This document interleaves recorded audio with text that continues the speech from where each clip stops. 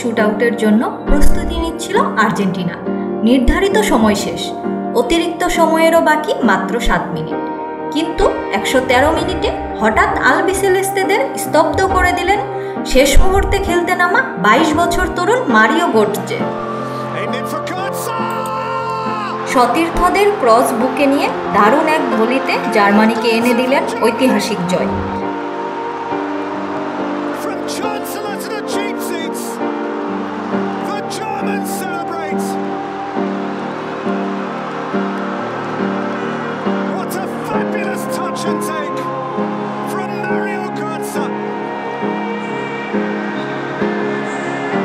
Argentine খেলোয়াড়দের সঙ্গে চোখের পানিতে সেদিন মারাকানা স্টেডিয়ামের আকাশ বাতাস ভারী করে তুলেছিলেন উপস্থিত সমর্থকরা।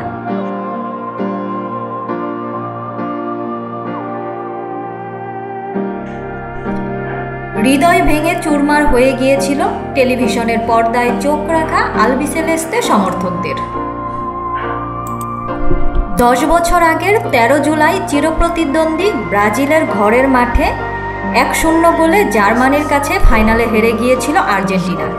আর 22 বছর বয়সী মারিও গোটজে নাম লিখিয়েছিলেন ইতিহাসের পাতায়।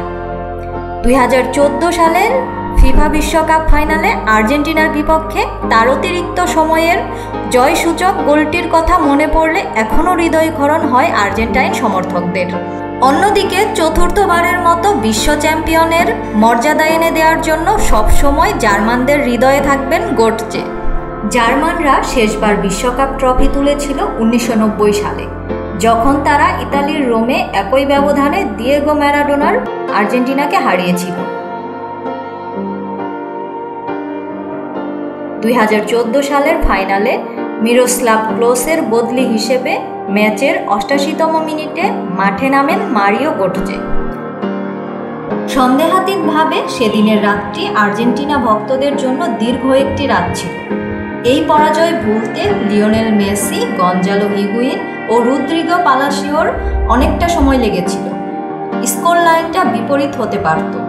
যখন বিরতির ঠিক একটু পরে গোল করার একটি ভালো সুযোগ পেয়েছিলেন মেসি, কিন্তু তার শটটি পোস্টের বাইরে চলে যায়। 120 মিনিটের ফ্রি কিকও মিস করেন তিনি। অন্যদিকে গঞ্জালো হিগুইন একটি সহজ সুযোগ হারান। টনি ক্রুসের হেডে বলটি তার পায়ের কাছে এসে পড়ে, কিন্তু নয়ারকে একা পেয়েও দুর্ভাগ্যজনকভাবে বাইরে শট নেন। সে সময়ের দৃশ্যটা ছিল এমন, হিগুইন অবিশ্বাসের সঙ্গে স্থির হয়ে দাঁড়িয়েছিলেন, আর ভক্তরা মাথায় হাত চেপে আক্ষেপের সুর তুলছেন।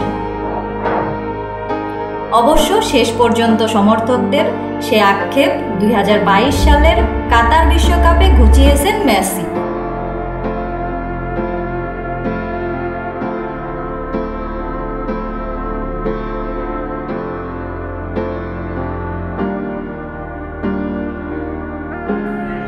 তরুণ একটি দলকে নেতৃত্ব দিয়ে অবসান ঘটিয়েছেন 36 বছরের। রত্না সরকার, স্পোর্টস ডেস্ক, মিশন 90।